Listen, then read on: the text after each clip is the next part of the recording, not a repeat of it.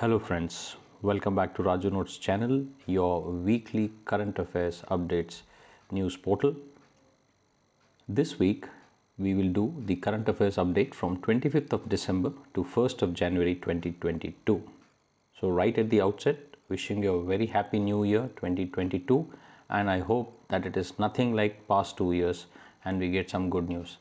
And incidentally, this update we have some real good news for everyone coming in, and I hope our entire year goes on the same way. A very good news coming in for especially our senior citizens or people who have problems with the close range vision, like people who put on glasses for reading a newspaper or looking at a mobile or something. It's a very difficult process to undergo a surgery and then correct this. However, a good news coming in now from the United States, wherein the United States Food and Drug Administration has approved an eye drop which can improve your close range vision, and this has been developed by a pharmaceutical company called as Allergan, and the doctors have rather given this name of this eye drop as VUT, and it is an alternative to your reading glasses. And this is no kind of a surgery, this is once a day treatment. That means just imagine you get up in the morning, brush, have your breakfast. Now it's time to go to your office or time to get on to your study. Just take this eye drops, put it in your eyes, and voila, there's it. Your close range vision improves for next 6 hours. That's it. By the end of the day, you again come back home, relax, sleep, and next day again you put eye drops. It will help your near vision for next 6 hours. A beautiful thing. I hope it will come to India very soon. As of now, in US it will be available by prescription by this month end. So hopefully maybe by next year, at least many of us will be looking forward to this kind of a medicine. The Indian government has decided to launch the 5G telecom services somewhere in between March and April of this year. And this telecom services of 5G will be rolled out in 13 Indian cities. These cities will be Gurugram, Bengaluru, Kolkata, Mumbai, Delhi, Ahmedabad, Hyderabad, Pune, Chennai, Lucknow, Chandigarh, Jamnagar and Gandhinagar. So you can just imagine the kind of works now that can be done, the kind of automation that can be done, the kind of AI that can happen. So on the 5G, I think we just can't imagine things what is possible with the 5G. So we're looking forward to it, and let's hope and pray that it becomes a successful thing in these cities, and then it is slowly expanded to the other cities. Another good news coming in for the low middle and income people. The major edible oil brands across the country like Adani Wilmar, Ruchi Soya, Emami, Gemini and other companies have reduced their MRP on the oil by about 10 to 15%. This was a relief which was provided by the Solvent Extractors Association, also called as C, and this price cut came after the Food Ministry had asked the companies to act in sync with the reduction in the import duties on the edible oil. So again, a good news in the start of the year, and hope it will make some difference in this time of where the inflation is rising really high. Prime Minister Narendra Modi's vehicle convoy has now officially inducted the 12 crore Mercedes Maybach S650 Guard car, and this is a car which has got a ballistic protection level of VR10. Now what is VR10? VR means vehicle resistance, that is the complete vehicle was certified. Only the certification during which the whole vehicle is subjected to a ballistic and a blast test gives a guarantee that this vehicle is really secure. VR10 is the highest certification standard available to civilians. That is that's a high level of resistance to firearm rounds and kind of an explosive. So this is probably one of the best, and any country's premier I think should have such kind of a thing. We also know that this vehicle is also equipped to cope with unseen dangers such as smoke, gas irritants, and even sometimes gas attack. It has got a self-sealing fuel tank also to avoid any kind of an explosion. Again, a news coming in, but this time from China. China has built in an artificial intelligence machine which can prosecute the cases with about 97% of accuracy.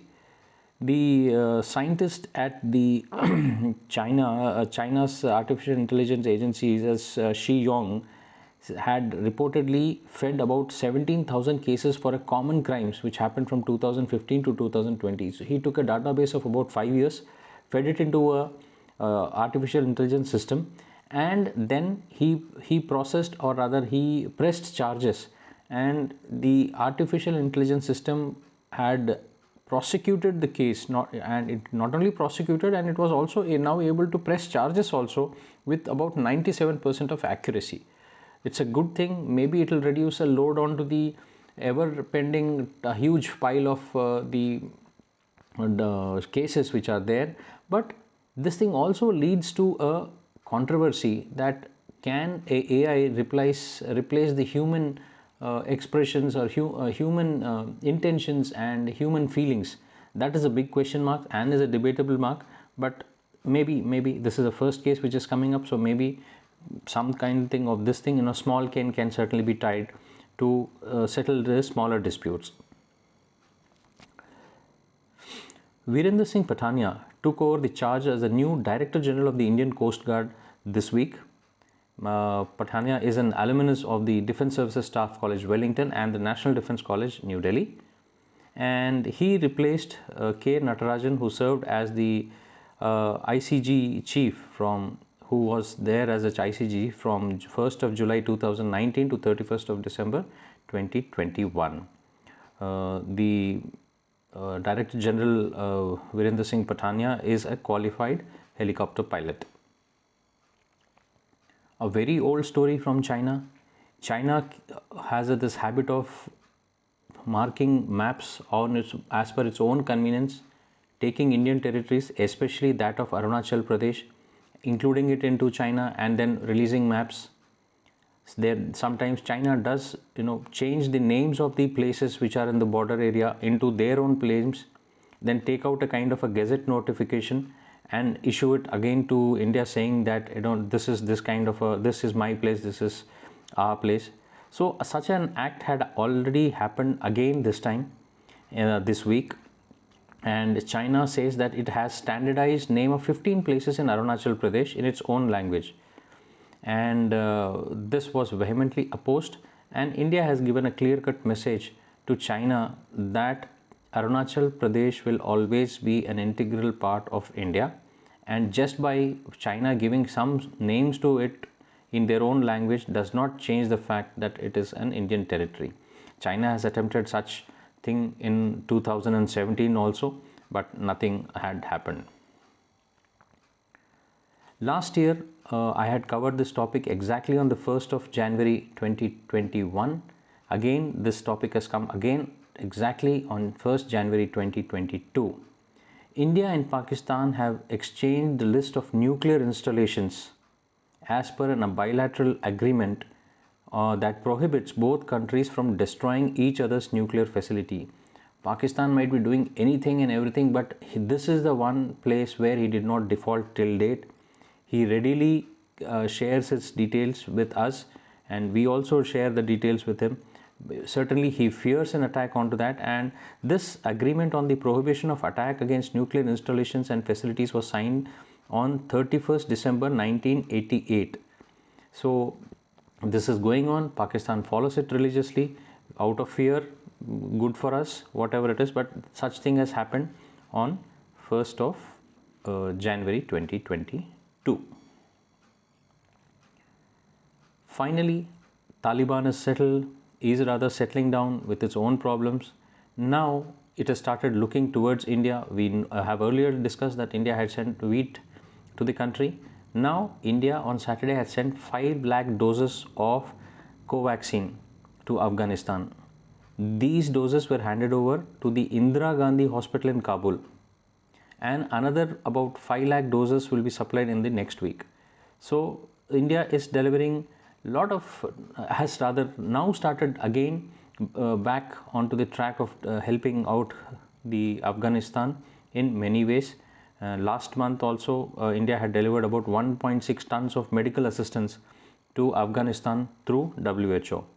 Let's see how fast the Afghanistan copes up. Will Taliban enter the mainstream, or will they go like what they were earlier? We'll have to just wait and watch. Indian and Chinese soldiers on Saturday, that is the 31st night, exchanged the first night, exchanged the sweets and greetings at several border posts along the line of actual control in the eastern Ladakh region to mark the new year. These locations include the places which you are very familiar with, the places which were like Hot Springs, Demchok, Nathula, Kongrala, etc., which were in a very highly volatile places, which were kind of sitting bombs, I must say. There the Chinese have kind of exchanged sweets with Indian, and that they same old tactics of Indi Chini bye bye. But I think we have given them good lessons way back at Galwan. So, well, that's all, friends, for this week's update. I will see you soon the next Sunday with many more updates, and hopefully this year becomes much better than what it was. Thank you so much. Take care. Bye bye.